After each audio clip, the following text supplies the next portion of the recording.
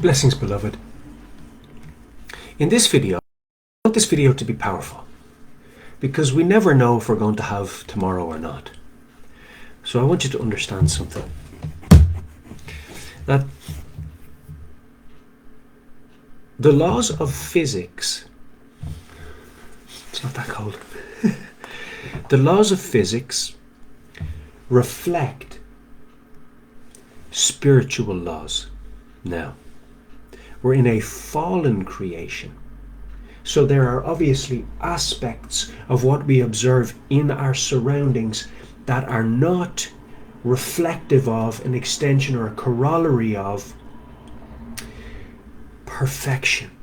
Even though the source of this creation is perfection, darkness has entered in, it has become accursed, and it has fallen.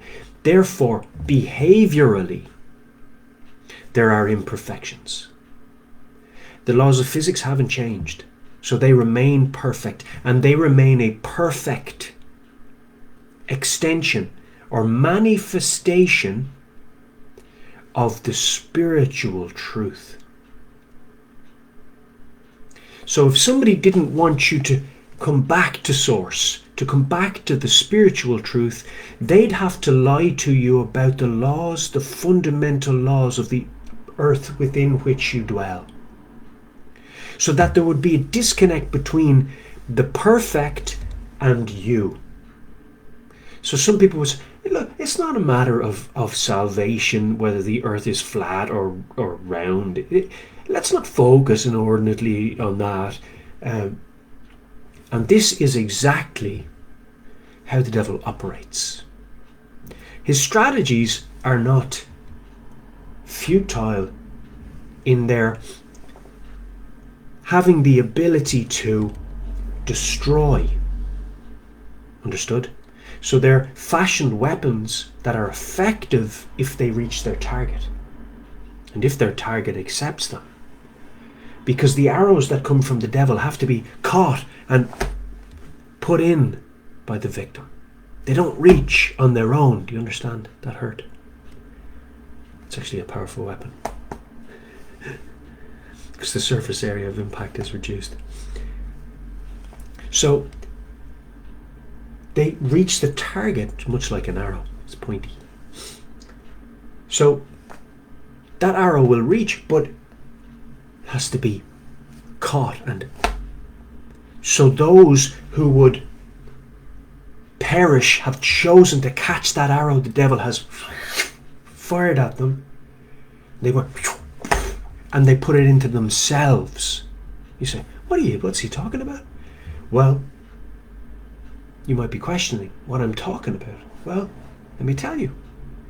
The weapons of the devil are lies, and lies can only be believed or dispelled. Deconstructed, given null effect, reduced to nothing, exposed, torn down, dismantled, etc., etc., and all those similar terms and analogies that can be used to depict when a person refuses to accept a lie. If that lie is accepted or loved even, now there's being deceived and thinking that something that was said to you was true when it wasn't, and then there's knowing it's untrue and loving that you're being lied to. That's a completely different kettle of fish. So one is dependent upon ignorance and the other is not. Do you see the difference? So the Bible talks about those who loved a lie. They loved it. They're of the devil because they love the father of lies. If they love a lie, he's their source, and they have accepted him, sought him, and found him. Whereas if you are deceived into believing something as truth, that's as a result of ignorance. That's a difference. And ignorance is simply a lack of knowledge. See, the areas that have been made to appear as though they have negative connotations, or the terminologies that have been made to appear as if they have negative connotations societally, are plot points, stepping stones to actually finding the truth. So understanding what ignorance is might lead you to knowledge. So that's why ignorance has a negative connotation. So the devil has set up his blockades, and they are societal frownings upon. You frown, society, you frown. It's like there's a door that if you pass through, you get to the light. There's like a little goblin sitting on top of that door going, no, you don't want to go through there. Not that door. Ugh, it's horrible the other side of that. You don't want that. And then there's a mob behind you going, don't go through that door. We won't accept you into our group, into our crew.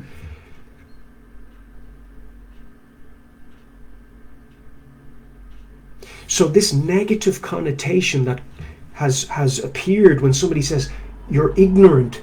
Who are you calling ignorant? How do they want you to have this default reaction, this reactionary indignation as a result of a simple term that describes a simple truth. That ignorance is simply a lack of knowledge.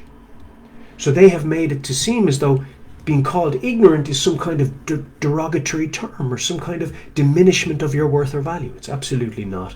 It's just a truth. When you're a little baby, you're ignorant.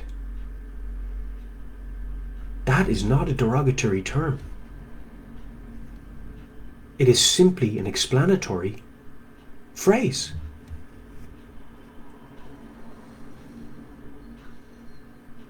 That's all it is.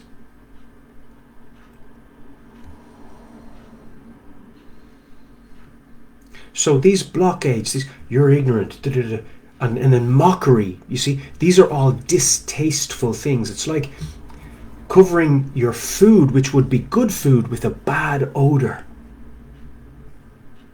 so that you don't want to go and consume that good food because there's a bad odor around it, and you're, oh, I don't like that odor. And the odor might manifest or be analogical of the peer pressure that you might receive societally. And then there are these things like, well, everybody can't be wrong, can they? Because the majority of people have chosen death. So there are these multitudes around who've chosen death, who will to die, saying, well, we can't all be wrong. And so because there are great numbers of those who are in agreement with Satan, then it appears as though, societally speaking, the ones who have a different viewpoint are the oddballs who should be shunned. And so this might even appear reasonable to an impressionable mind. Where they say, yeah, but like they can't all be wrong. There's like 10 of them and only one of me. Do you know?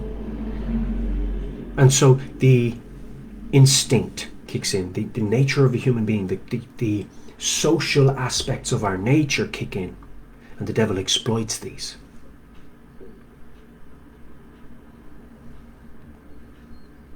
I remember feeling them, those sensations as a young man, as a young teen, where you have this natural want to be accepted. I think we've all experienced that at some stage.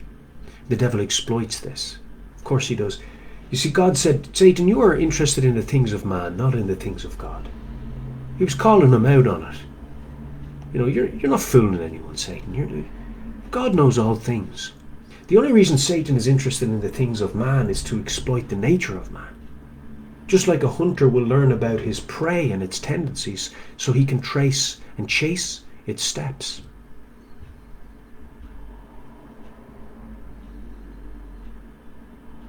Just like a gunman needs to know the behaviours of that aircraft when he's using those ground-to-air hardwares, those guns against them. He needs to know the available maneuvers that aircraft, that pilot has access to, so that he can attempt to predict the next movement of that aircraft and put a trail of bullets before the aircraft, so the aircraft flies into them, rather than chasing the aircraft around and the bullets are only missing. By the time they reach there, they're behind the plane. Sure, that's no use. So he has to try to predict the tendencies of, or the maneuvers of the aircraft, and in order to do that, he has to know the available behaviors, and they do. Angels do, demons do know these tendencies of humanity, just like a dog expert or dog whisperer will know the behaviors and the brain states and brain drives of a dog in order to encourage that dog to behave differently, to train that dog to behave differently in each given different situation and respond differently to the stimulus that's in that each situation. And so much the same things can be done with human beings, because we're creatures and we have brain drives and tendencies and a nature and susceptibilities. And then on top of that, there's the fallen nature of mankind, which can also be exploited. They are the lesser and demonic tendencies of a human being. So there are these lesser and demonic tendencies of a human being. And what does the devil do? Well, he recognizes them, because he's in the darkness, he's demonic. And so he recognizes them, therefore he knows them intimately. So there's this powerful draw between the fallen urges of our flesh and the darkness. Satan, the demons, the fallen angels. And they know, they're aware of this. So they play into the urges, the fallen urges of a human being, to draw them away further from the light and into acceptance of that dark nature, so that they would take the plunge into the darkness and, be separate from God. But we won't do that as the saints of God, because we've chosen Jesus and we have faith in him, and he will save us as a result of our choice. Because you have a free will and a choice. So the devil doesn't want you to realize Jesus is there before you choose him. So he puts up his blockades. Who are you calling ignorant? So that you would become offended. Well, there's that spirit of offense. It is a blockade to knowledge. Do you see? When somebody claims to be offended, they're creating a show. It's a distraction, a decoy, away from what's being said. I'm offended by what you said. What did I say? Let's not talk about that.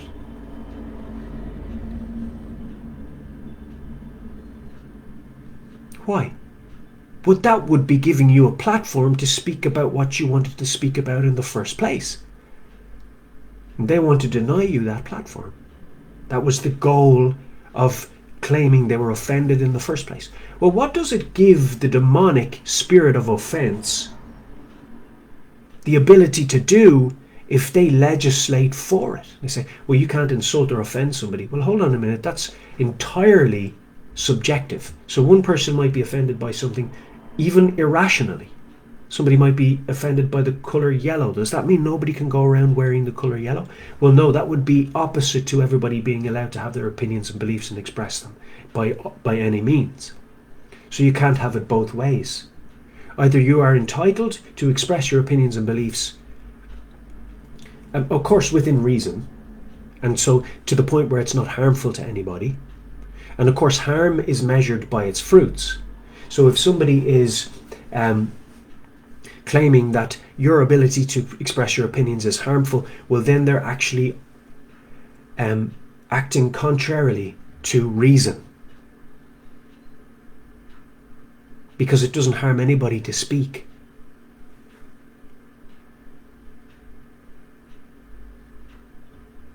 It certainly doesn't harm anybody to speak about the Holy Scriptures. How can that harm anybody? if you're simply reciting verses of the Holy Scriptures? How can that harm anybody?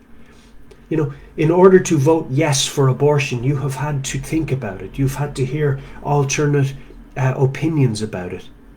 And so when they tell me that it's antisocial to speak out against abortion, they're telling me that I don't have access to democracy. They're telling me that I don't have access to my freedoms and rights as an individual member of society. Well, why is that?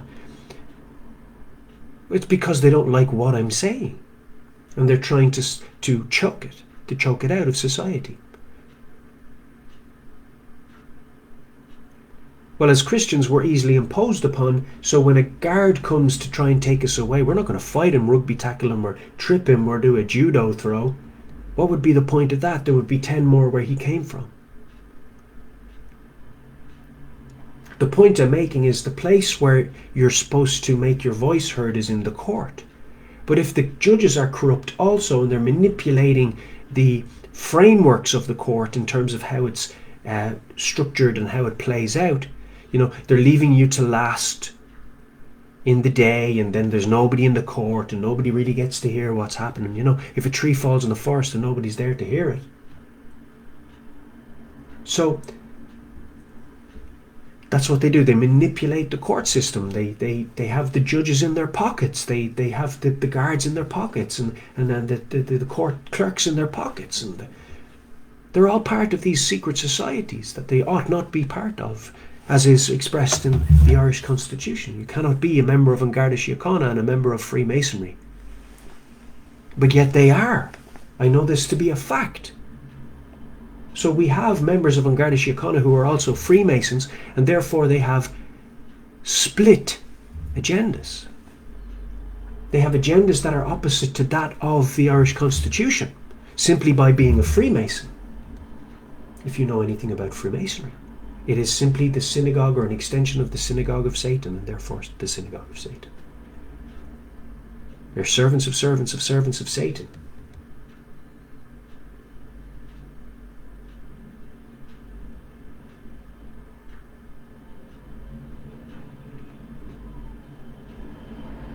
And so on. So the point I'm making is that if somebody can disconnect you from access to the true meaning and definition of something simply by shunning it societally, the Bible says that in the latter days that which is evil will be considered good, and that which is good will be considered evil. If the society can make you feel that by expressing a certain opinion you'll be shunned, you'll be exiled, you'll be outcast, you'll be separated, segregated, and so as a result deter you from having that opinion, well then you have bowed down to cowardice, you have bowed down to nonsense, you have succumbed to the darkness. If you're going to fail to express that which is true, then how have you as a Christian fulfilled your ministry? Did Moses back down from Pharaoh? So there comes a point where you have to make a judgment call. You have to be wise in your movements. You have to be clever as a serpent, gentle as a dove, and very shrewd in your dealings. And you have to choose when to go forth and when to stand still, when to take a step back and be imposed upon.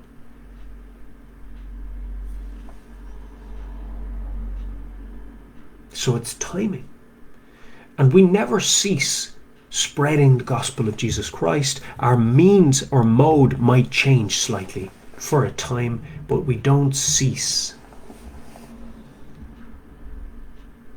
Now, many Christians spent time in prison. Many were slain for the word of God. But I'm telling you that we're living in a time where things are being done differently.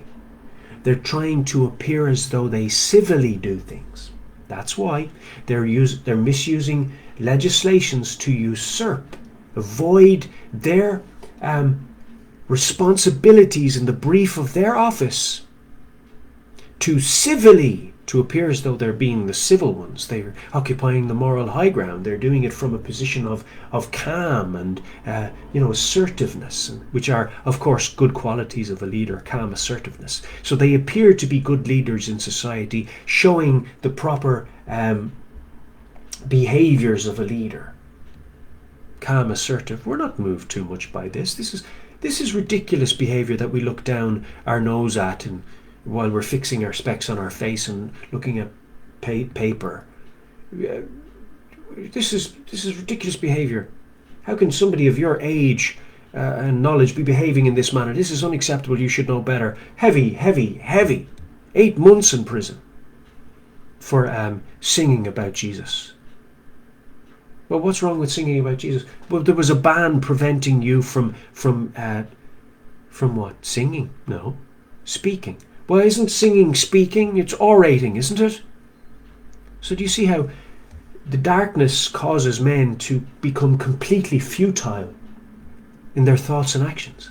That a judge of the court would actually say that speaking is singing and that one should know this in advance. The word used on the ban or the civil court order was not orating or phonating. It was speaking.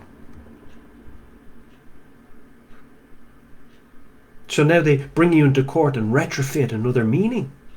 Will attach by definition. And this is their approach. So they hope to, by definition, obscure the meaning of things in this day by redefining something, but they'll do it calmly by legislation. Just like how Section 7 of the Criminal Justice Public Order Act 1994 and Section 115, 113 are absolute denials of the fundamental and basic mechanisms of law. In their function, they deny such things as presumption of innocence, innocent until proven guilty.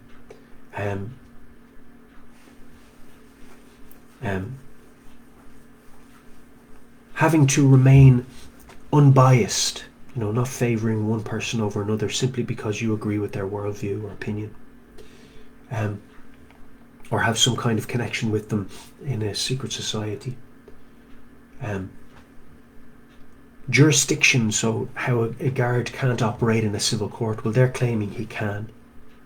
Well, no, he never can, because that would be him operating out of jurisdiction. Therefore, the court would have no jurisdiction because of the setup that day. So if a guard has no place in a court, then that court didn't actually sit in terms of the Irish Constitution. So what that court brought about is null and void from the outset. It's unlawful. Because if the makeup of the court doesn't adhere to the basic setup that the Irish Constitution requires of it, then it fails to have jurisdiction. And if it fails to have jurisdiction, what occurred that day is not recognised by the Irish Constitution, and therefore it doesn't have the backup of the Irish An Garda Síochána, it doesn't have the backup of the Irish Army, it doesn't have the backup of law, because it denied and didn't satisfy the basic fundamental mechanisms of law and the frameworks and setups within which the court needs to occupy and satisfy.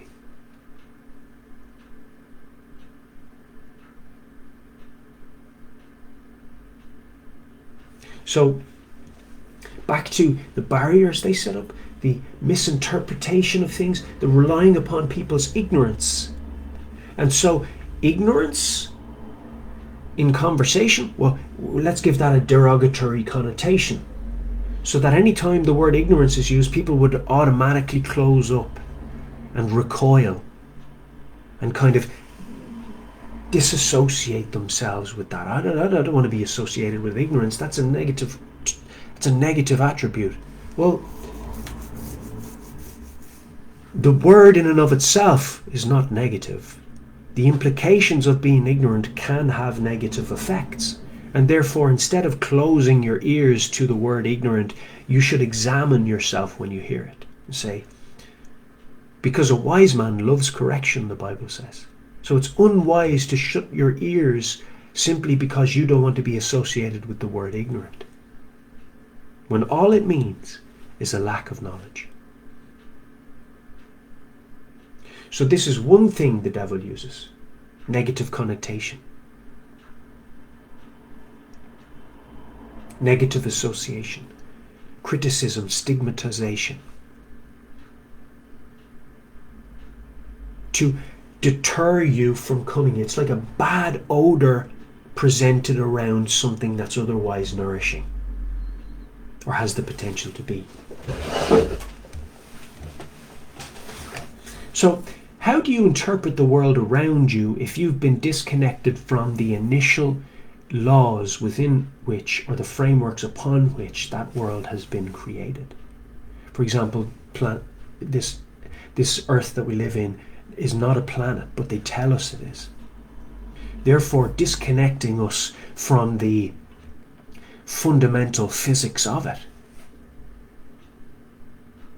And you might say, well, again, that's not necessarily a matter for salvation, but not directly, but indirectly.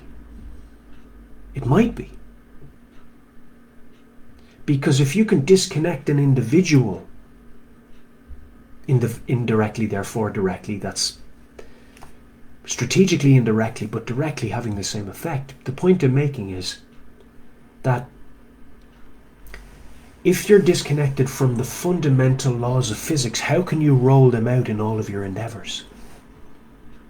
Because the laws of physics should and do reflect spiritual truths that are unchanging. Because when God created this earth, he created it to reflect the wonders of light and life.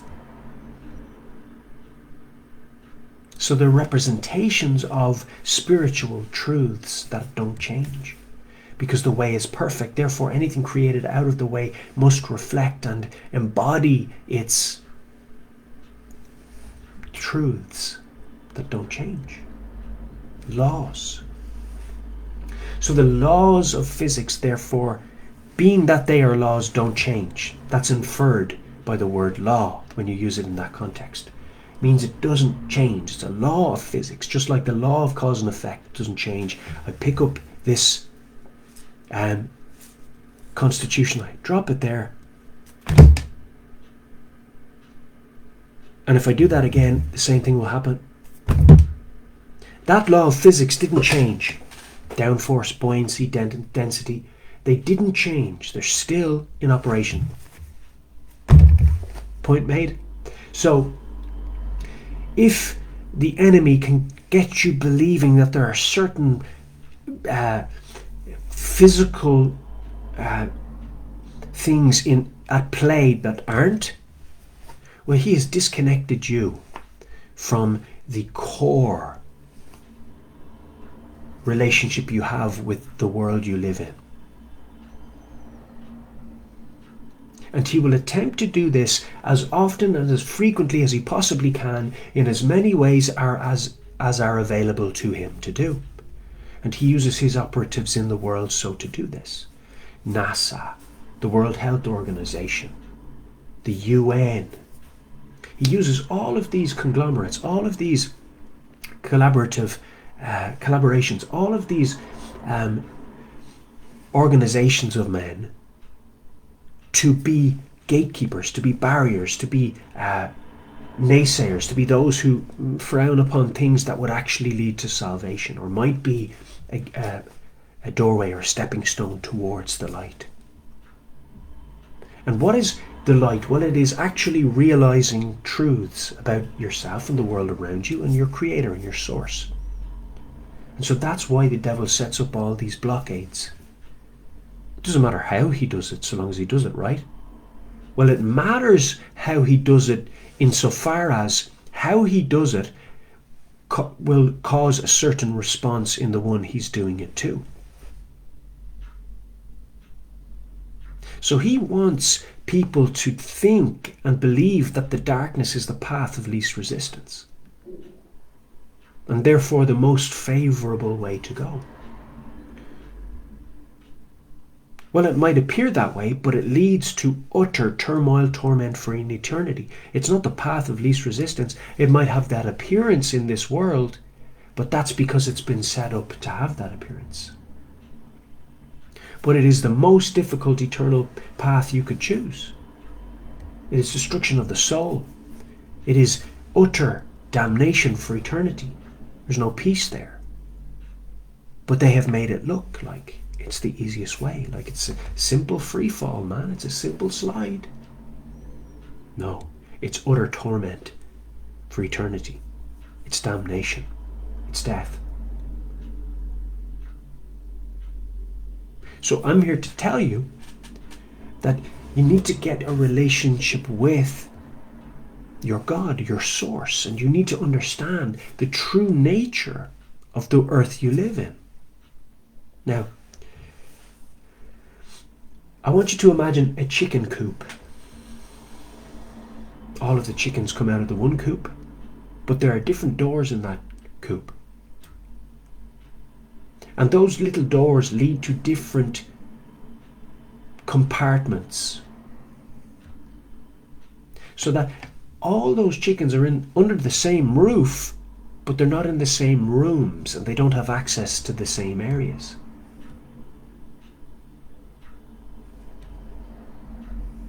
Understood? This is compartmentalization. This is a system of control. It has the appearance of all of these chickens are in the same chicken coop, but they don't actually integrate or interact or have any relationship with each other. Because they're segregated. But the devil can give the appearance that they're all together and that he wants them to be all together and he wants there to be no divisions between them. And he wants to remove the chicken wire, the chicken mesh that's keeping them separate.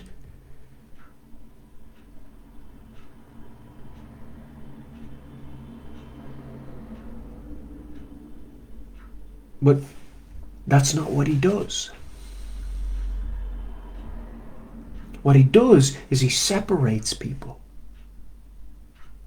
with negative connotation and stigmatization. And though we're all under God's firmament, he doesn't even want us to know that we're in the chicken coop. The devil doesn't even want us to know we're under the same roof.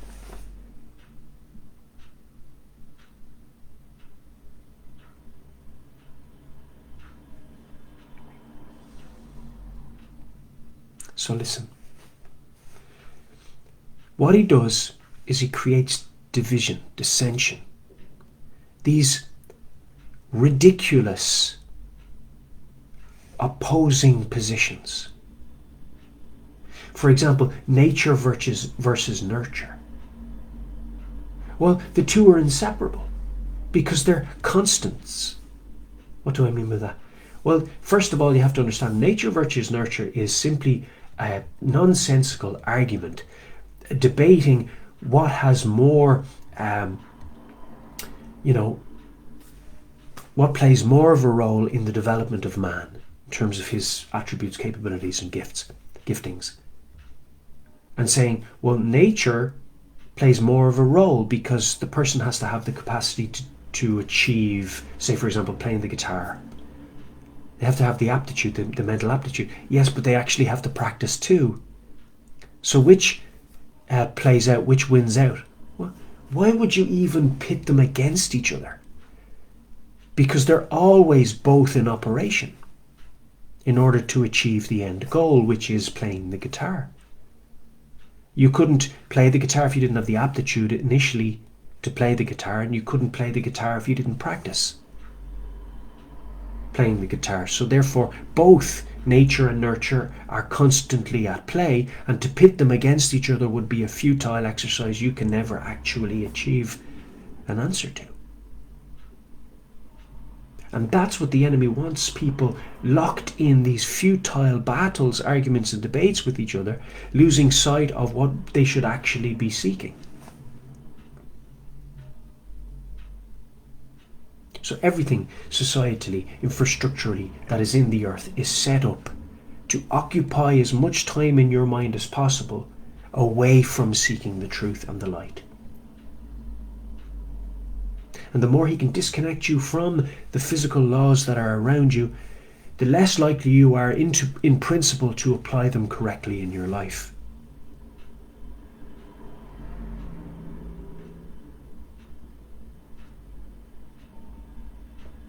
He's constantly trying to sever any connection you might establish with the truth, constantly putting up little compartmentalizations and blockades every time you might touch or grab onto something around you that is truth or light. He wants to separate, cut that rope so that you can never be anchored in the truth. And he works relentlessly and has systems in place and at play constantly. Smoke and mirrors, giving impressions.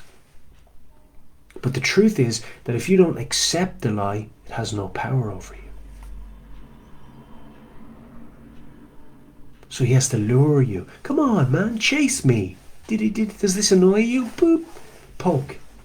Even these terms are even used in the internet programs, because he cannot be removed from the source of darkness or from the mechanisms he wants to use in order to mess with you. So they will eventually manifest in all the things that he has fabricated or manufactured. Poke me. I mean, what is that? Like on Facebook, somebody pokes you. What's that?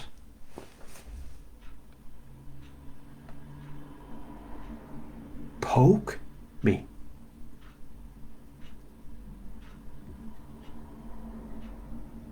Like, what an utter waste of time. Just another way of occupying your brain. You interpret that how you will. Just throws it open.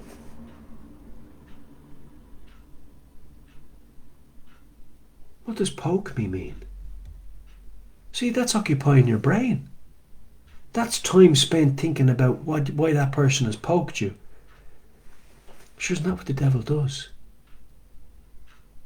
Trying to occupy as much time in your life as possible so that you would go to hell and burn there, not finding the truth. It's another one of his strategies. So, my sitting here talking about the enemy is actually exposing him. So he's not occupying my time in a negative way because I'm using it to expose him. The Bible says, have no part in the unfruitful works of darkness, but rather expose them. So we tear down his strongholds by making people aware of them. And he uses everything in his armory, everything he has access to. And remember, if he manufactures and controls those who are presenting and purposing the algorithms in Facebook, well, then he has access to limit your reach on his platforms.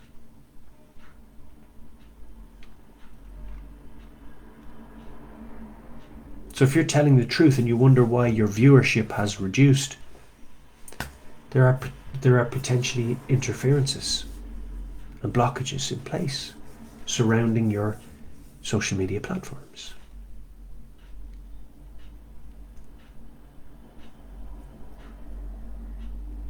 Because it's demonic in essence. It's designed to catch you, just like a web, World Wide Web, the internet. You say, no, that's just talking about the different sites being intraconnected or interconnected. That's all that's talking about, is it?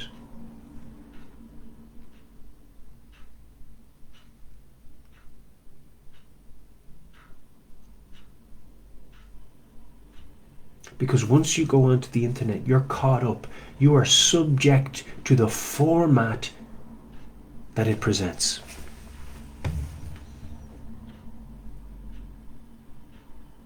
Because there are limited buttons to press and limited icons to click. Icon. Interesting use of a word. Having icons in the interweb. You see how he's limited to using terminologies that are part of his kingdom? Because he has nothing to do with God. Jesus said, have no idols, have no icons. So it's no surprise that they would use such terms.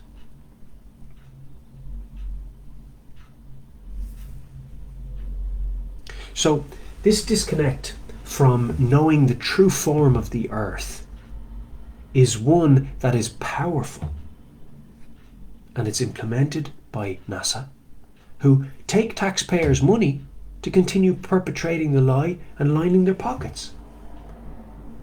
Because through media, they've convinced them that there's such a thing as outer space, physically existing as a solar system and as a complex system of galaxies that are infinite. Suns increasing in size exponentially in places. So this is a lie. We're in an enclosed system, and the sun and the moon are inside that system. The earth is a flat plane, relatively flat, of course, not like a pancake all the way across, but there are mountains and valleys. And so it's surrounded by the South Pole. Interesting how they call it the Arctic Circle. Encircles the seas and keeps them in. This is what we've seen in ancient depictions of the earth, and it's no coincidence that societies that would have been separated by large amounts of land would have the same or very similar depictions of the form of the earth. And then suddenly, 500 years ago, some guy got in a boat and went around a bit, and now everybody thinks the world's a globe.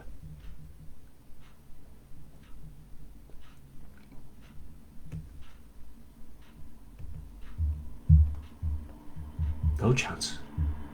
I'm not biting that wriggly worm. And they get you from when you're a little child, and they tell you outer space is a great place to imagine being in a rocket going through outer space, and they're trying to make the concept of the idea of outer space, which it would be outer darkness, something you should want to seek. Be an adventure. This is evil.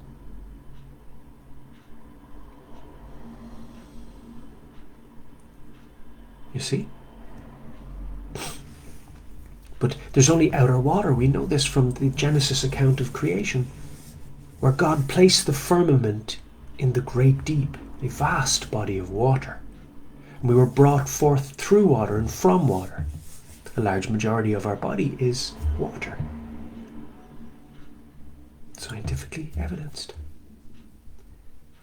So, don't be deceived by this disconnect, by these negative connotations used as blockades, by these people appearing offended by certain terminologies or certain truths being clearly and articulately voiced publicly or by any other means, as being something that's harmful to society. Don't be deceived by this. Don't be lured into this belief, because what they use is, just like a drug dealer, he appears as your friend. Oh, do you want a free sample of something? Line of cocaine for free? Gets you addicted and hooked, and then he's not so pleasant or nice to you. He might punch you.